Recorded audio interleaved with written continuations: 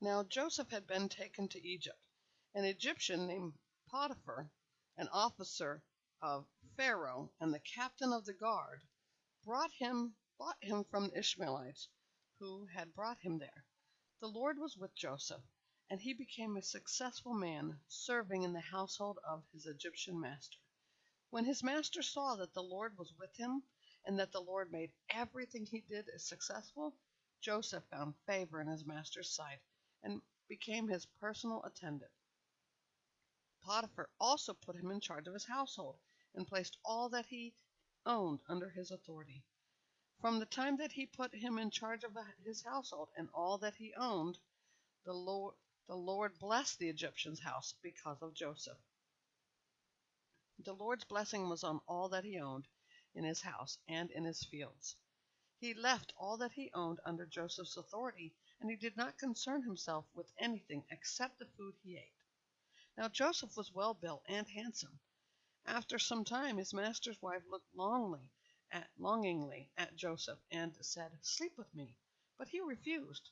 "Look," he said to his master's wife, "with me here my master does not concern himself with anything in the house, and he has put all that he owns under my authority. No one in this house is greater than I am. He has withheld nothing from me except you, because you are his wife. So how can I do such a great evil and sin against God?" Although she spoke to Joseph day after day, he refused to go to bed with her. Now one day he went into the house to do his work, and none of the household servants were there. She grabbed him by his garment and said, "Sleep with me." But leaving his garment in her hand, he escaped and ran outside. When she saw that he had left his garment with her and had run outside, she called the household servants. "Look," she said to them, "my husband brought a Hebrew man to make fools of us. He came to me so he could sleep with me, and I screamed as loud as I could. When he heard me screaming for help, he left his garment with me and ran outside." She put Joseph's garment beside her until his master came home. Then she told him the same story. "The Hebrew slave you brought to us came to make a fool of me, but when I screamed for help, he left his garment with me and ran outside."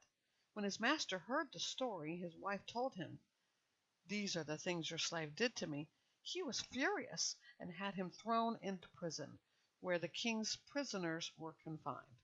So Joseph was there in prison. But the Lord was with Joseph and extended kindness to him. He granted him favor in the eyes of the prison warden. The warden put all the prisoners who were in the prison under Joseph's authority, and he was responsible for everything that was done there.